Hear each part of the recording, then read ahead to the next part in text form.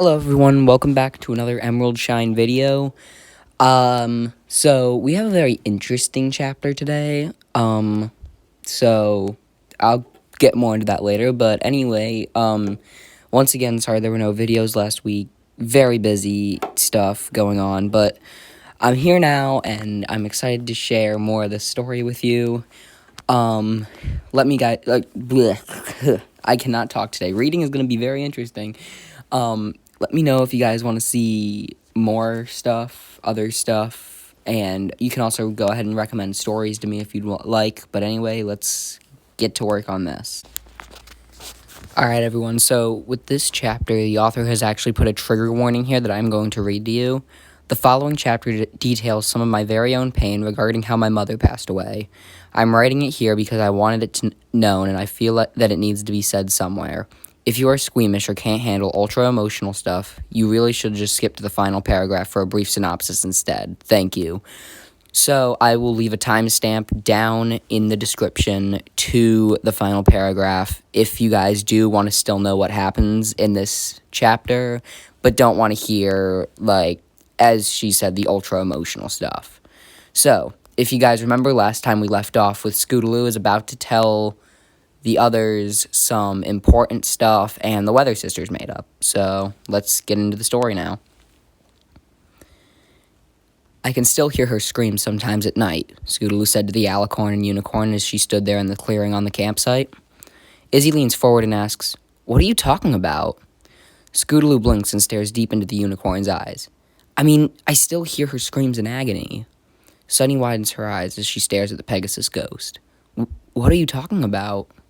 Scootaloo takes a deep breath in through her mouth, in and out, and stares at the fire before the two other ponies and closes her eyes and looks down as she says, "It was Apple Bloom.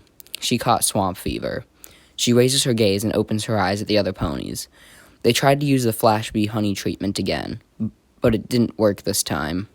It didn't heal her, and Scootaloo closes her eyes and breathes heavily through her mouth again. And she didn't get better. She opens her eyes to the other ponies again. "I remember that they planted her in the Everfree Forest. You know, birch trees only live for about 40 or 50 years. I'm sure she's long gone by now." Izzy can only cough out, "I am so sorry, Scootaloo." "Yeah, Scootaloo blinks. Sweetie Belle went catatonic and wouldn't speak to any pony after that.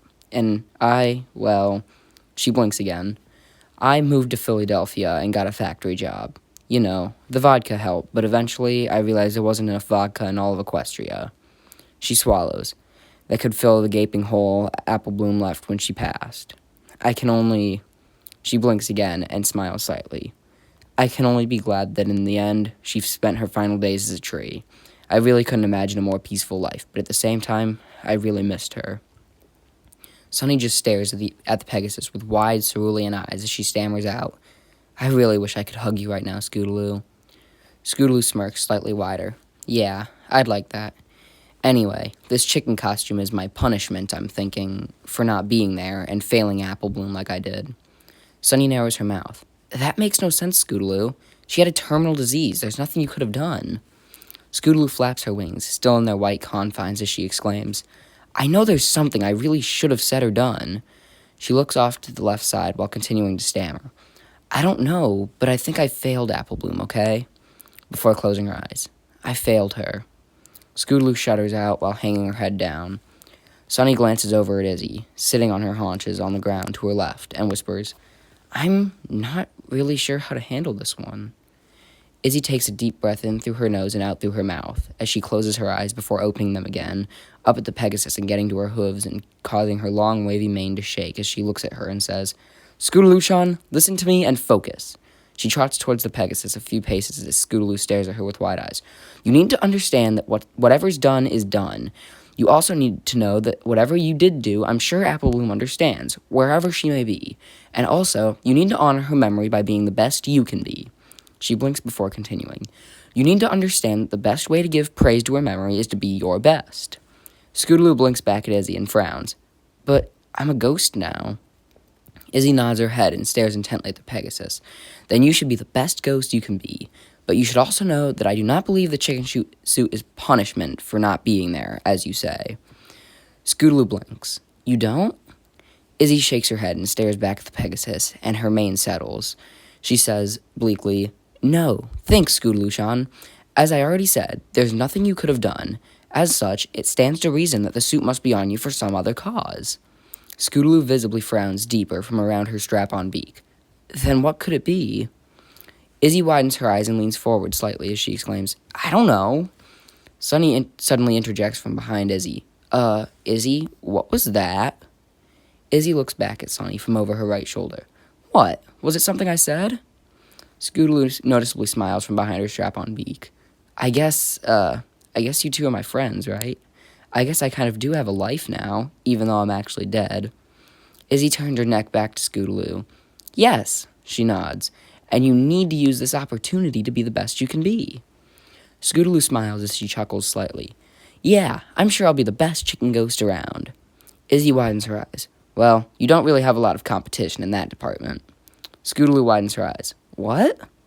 Izzy smirks at the Pegasus. "I'm just saying, I imagine you're the absolute best chicken Pegasus ghost in all of Equestria, right now as we speak."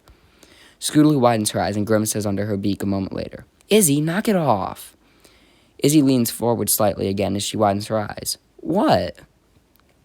Sunny gets to all fours as she giggles and takes a few paces towards the Pegasus on the other side of the fire, now in cinders in the little pit they made, stares at her and asks, "Wait, so you still went to heaven, right?"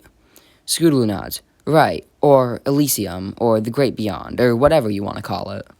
Sunny nods. "Right, well, did you meet Apple Bloom there?" Scootaloo narrows her mouth so it's all behind her beak. Well, that is to say, and she trails off in her wording while staring blankly off to the right. Sunny stares at the Pegasus intently. What was that?" What was that?" Scootaloo sighs and finally stammers out to the alicorn. "Well, not exactly." Sunny frowns. "What do you mean?" Scootaloo giggles softly. "Well, you see, I do know where she is." She nods. "I know that, but, well." Sunny leans forward as the unicorn looks onward from her left. "Well, what?" Scootaloo widens her eyes when she realizes that she might as well just confess and get this over with. "Well, I haven't spoken to Apple Bloom or Sweetie Belle in about 2,000 years. She widens her eyes, "although I know where their houses are in the afterlife." Sunny widens her eyes when she suddenly realizes who Scootaloo is. Wait! She points with her right forehoof. "You're one of the Cutie Mark Crusaders." Scootaloo smiles from behind her beak. "Caught me red-hooved." Izzy turns her neck to Sunny on her right. "Cutie Mark what now?"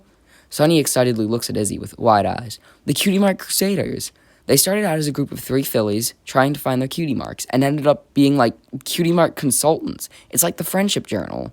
It's in the Friendship Journal." Izzy turns her neck back to Scootaloo. "Oh, wow. So you're famous?" Scootaloo frowns. "Well, I was. Once upon a time, every pony knew who I was. These days, though, they mostly just scream at me." Izzy widens her eyes and shakes her head as she says, "Oh, come on, Scoots. Who's the best chicken ghost around?" Scootaloo grimaces and giggles slightly. "Stop it, Izzy." Izzy smiles and shakes her head while continuing whimsically. "Come on, Scoots. Who's the best chicken ghost around?" Scootaloo smiles again and chuckles more. "I am." Izzy nods. "That's right, Scooty Chicken. You are." Scootaloo continues to snicker slightly. "I swear, Izzy, I don't know how, and I don't know when, but you're going to pay for this." Izzy widens her eyes to the ghostly chicken. "Oh yeah, sure. I'm shaking in my horseshoes." She craned her head back to Sunny on her right. "So, we ready to head out again now, or?" And so, at the campsite, Scootaloo detailed the awful way in which Apple Bloom died and how she passed. That she had swamp fever and that no treatment worked. That she slowly and painfully turned into a tree.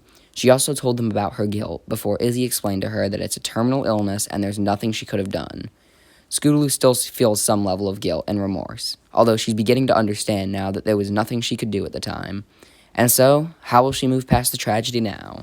Alright guys, that was Chapter 5 of The Ghost of Chicken Scootaloo, titled Intermission. So, whether you guys listened to the whole thing or skipped to the final paragraph, I'm happy to have you guys here, and I hope you guys know that it's gonna be a great story by the end, I promise you. Anyway, have a great day, guys, and I will see you guys in the next video. Goodbye.